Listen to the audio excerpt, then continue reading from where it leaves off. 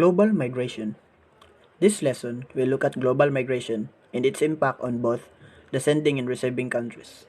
Although we will cite the numerous challenges relating to migration, migration should not be considered a problem.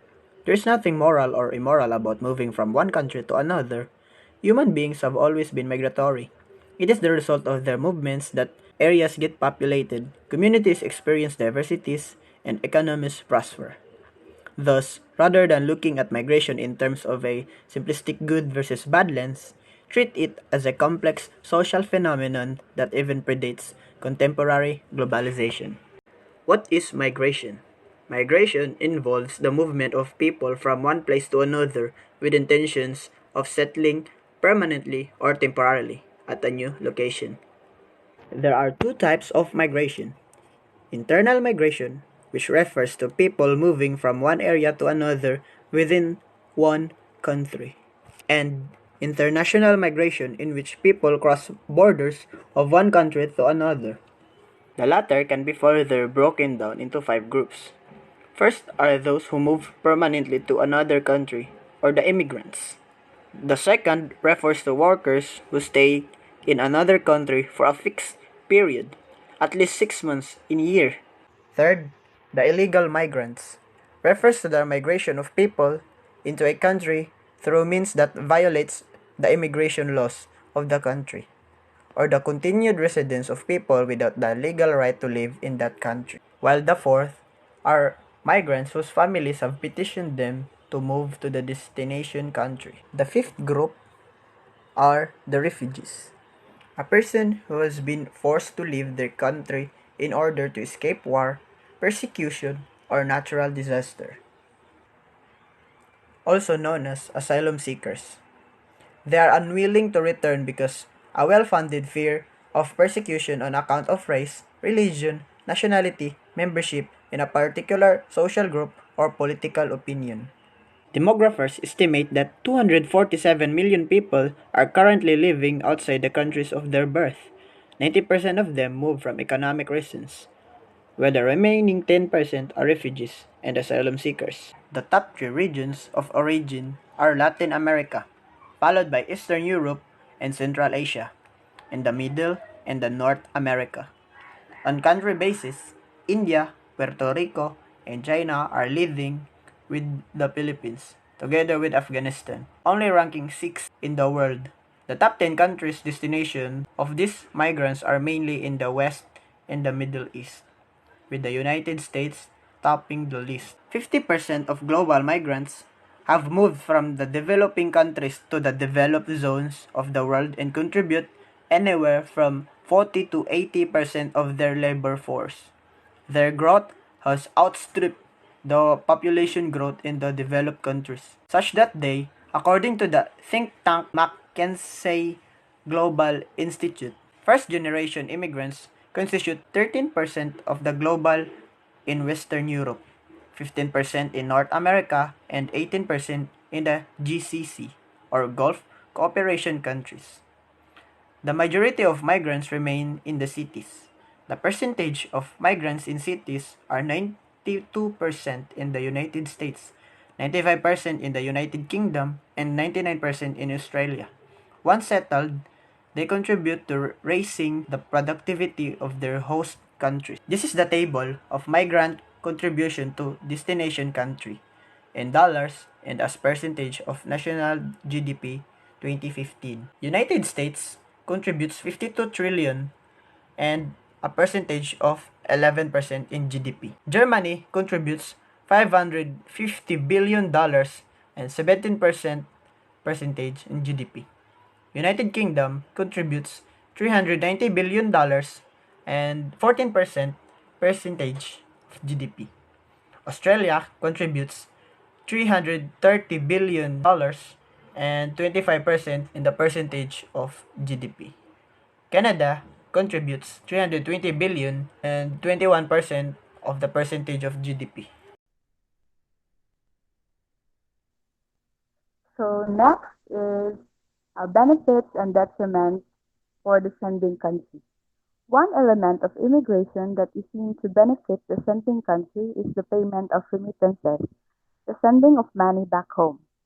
Even if 90% of the value generated by migrant workers remain in their host countries, they have sent billions back to their home countries. In 2014, the remittances totaled $580 billion. In 2014, India held the highest recorded remittance, 570 billion, followed by China, $62 billion, the Philippines, 528 billion, and Mexico, $25 billion. These remittances make significant contributions to the development of small and medium-term industries that help generate jobs.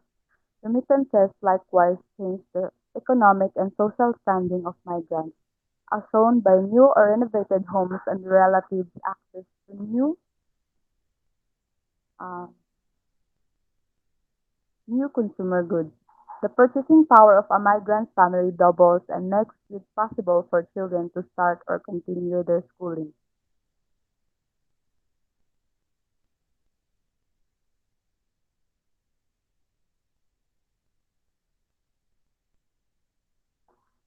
So these are the advantages of immigration.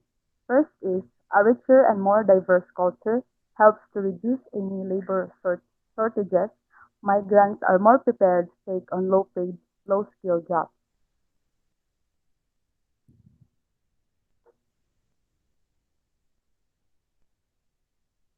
The disadvantages are increasing costs of services such as healthcare and education, overcrowding, and disagreements between different religions and cultures. More importantly, global migration is seeking qualified personnel and removing dynamic young workers. This process has often been referred to as brain drain. According again to the McKinsey Global Institute, countries in sub-Saharan Africa and Asia have lost one-third of their college graduates.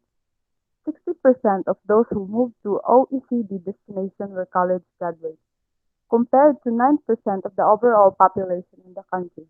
52% of Filipinos who leave for work for the developed world have tertiary education, which is more than double the 20% of the overall Filipino population.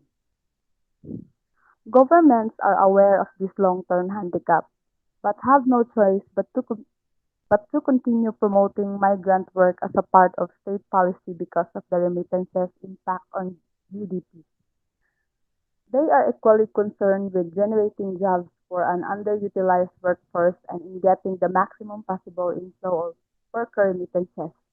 Governments are thus actively involved in the recruitment and deployment of workers, some of them setting up special departments like the Bureau of Manpower Employment and Training in Bangladesh. The Office of the Protector of Immigrants within the Indian Labor Ministry and the Philippine Overseas Employment Agency. The sustainability of migrant-dependent economies will partially depend on the strength of these institutions.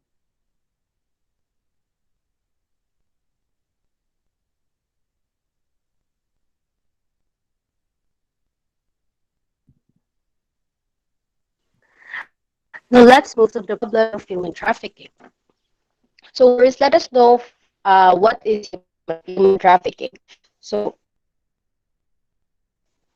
human trafficking is a trade of humans for the purpose of forced labor, sexual slavery, or commercial sexual exploitation for pleasure or convenience of others. There are three common types of human trafficking, which are sex trafficking, forced labor, and bondage. So, sex trafficking. Sex trafficking is human trafficking for the commercial exploitation. It includes sexual slavery, which is considered a form of modern slavery.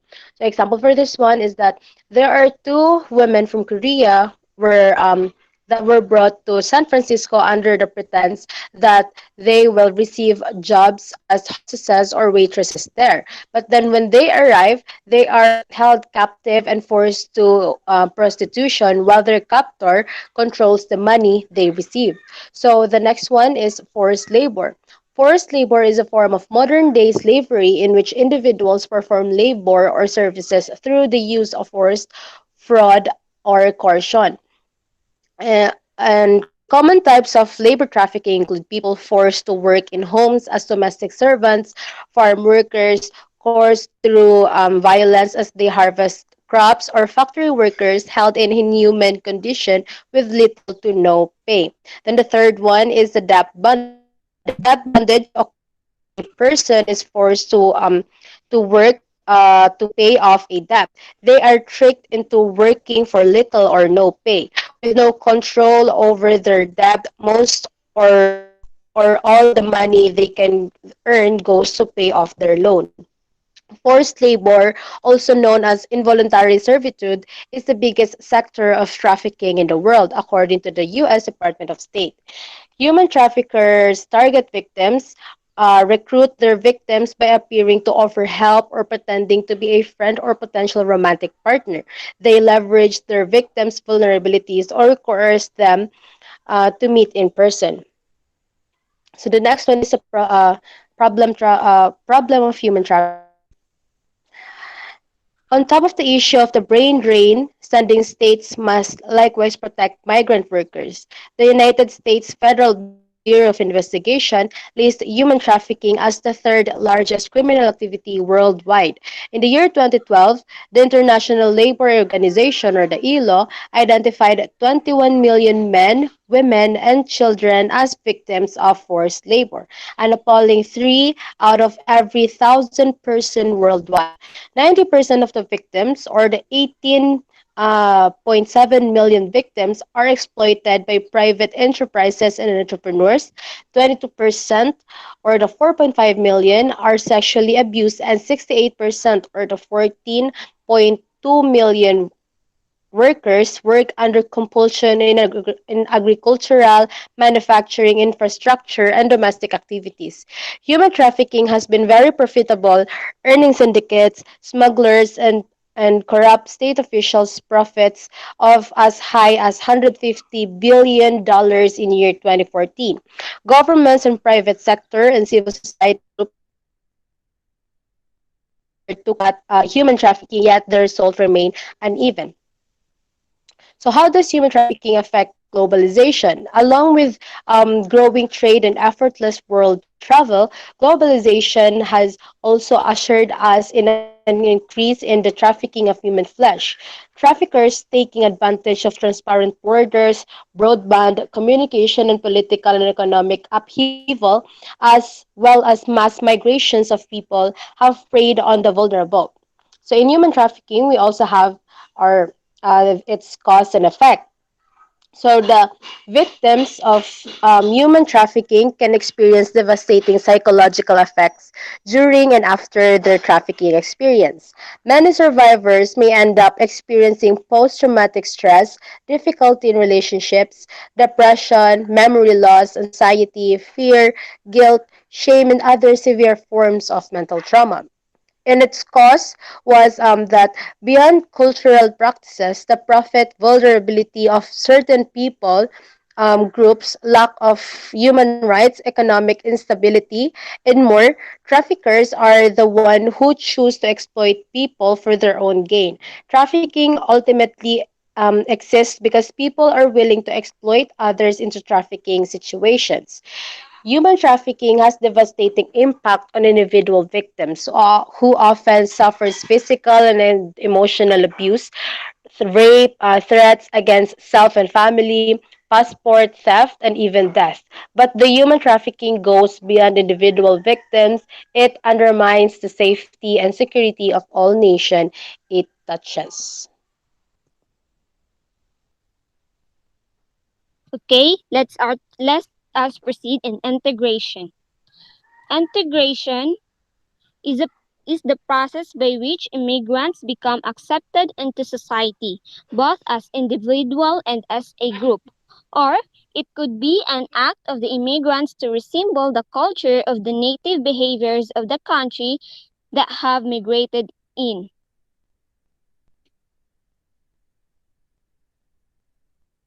However, integration often comes into two-way process. It is either the immigrants change because they have to adapt, or the native-born change because of the immigrants' influence.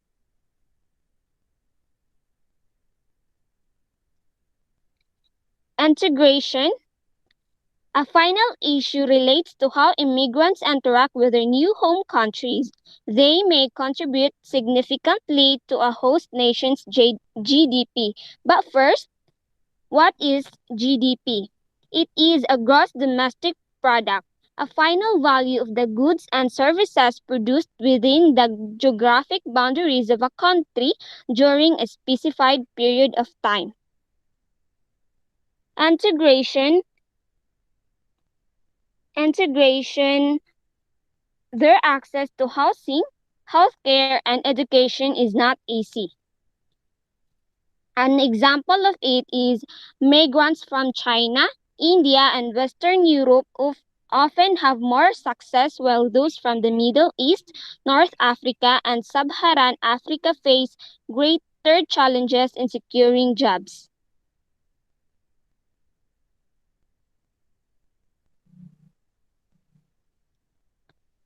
There are there are two types of jobs, which is blue collar and white collar. Blue collar is a working class persons who performs manual labor. The example of it is construction worker, electrician, or other. While white collar is typically performs work in an office environment and may involve sitting at a computer or desk. An example of it is engineer, nurse, or office. While democratic states assimilate immigrants and their children by granting them citizenship and the right that go with especially public education.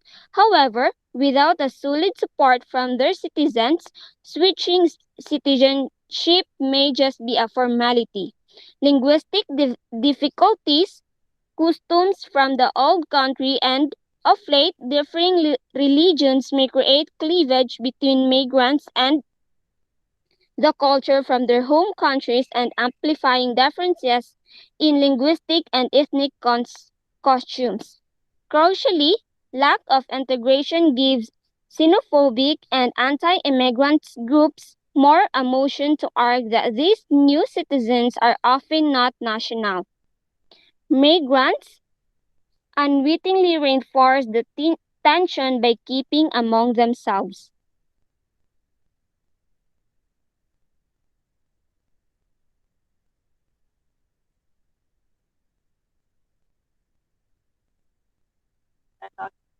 Okay, so for the conclusion. So, in summary, our report is about how immigrants immigrate to another country because they want to have a good future, such as refugees. Some refugees go to another country or immigrate to another country because their country is under war. However, some immigrate for a bad cause, such as sex trafficking, in which they are promised a good future but they ended up bringing themselves into sex trafficking rings. Many richer states know that migrant labor would benefit their economies with their aging population. Japan and Germany need workers, demographically young countries like the Philippines. As working population in countries like the United States move skilled to another skilled careers, their economies require migrants to work jobs that their local workers are beginning to reject. For an instance, most nurses in Germany are not people from Germany. Their nationality or ethnic group is Filipino. Now the issue here is that this is a contemporary issue in our world today because these countries such as Saudi Arabia rely on foreign labor in making their country grow. Most of the economy growth that caused in these countries such as Saudi Arabia and Germany is foreign labor. And that is not a good thing to rely on. So thank you. This is our report been all about.